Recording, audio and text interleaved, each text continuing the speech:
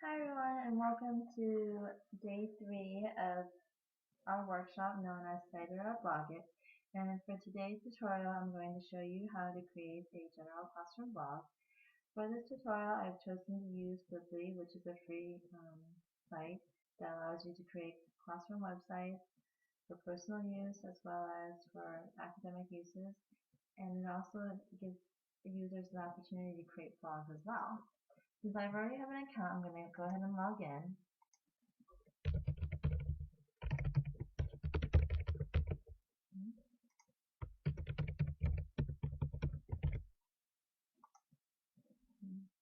And once I'm logged in, you'll notice I already have a site developed, so I'm going to go ahead and click Add a Site. And then I can choose what kind of site I want to develop, and I want to develop a blog, not a website. I can then choose a theme or a template, and you'll notice that you can, if you hover over it, you can actually change the colors if it's possible. I'm going to go ahead and select this one, I select chose. And then a additional window pops up asking me to create a domain for it. I'm just going to name this ADP 640 ICPS workshop.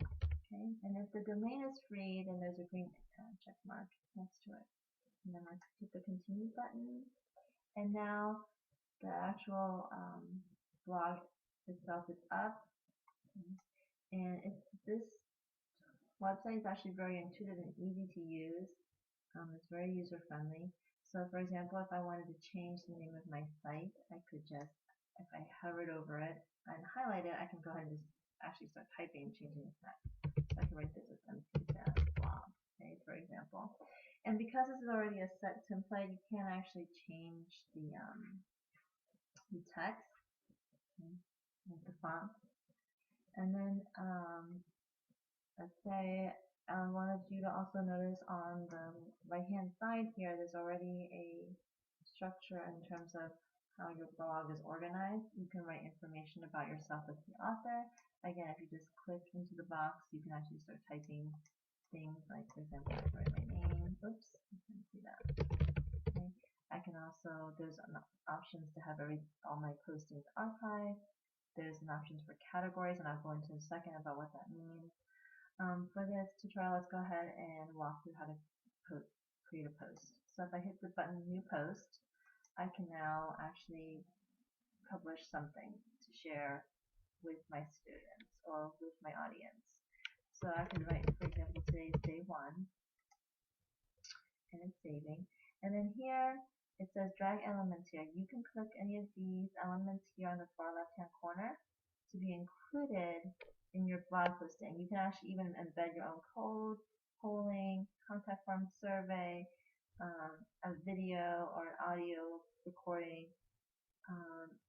For this exercise, let's say I wanted to incorporate a map. Okay, I just click and drag and drop it in the post. And right now it's defaulted to San Francisco, but if I click on it, I can actually change it. And let's just keep it as San Francisco. Okay. And then let's say I wanted to include text in this posting. So again, I'm just going to click and drag, and I can actually select where I would like my text to appear. And I'm going to have it below my map and say,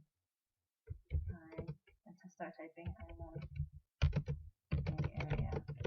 Okay. And then let's say that's all I want to include in my posting. And now if I go on to the far left hand side, I can actually share this on Facebook, Twitter it, allow it to have it open for comments.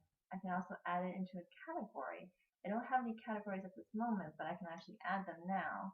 So let's just say that I wanted to name this as ramblings. Oops. Okay. And then hit the button add. And now this post should be included in this category known as ramblings. Okay.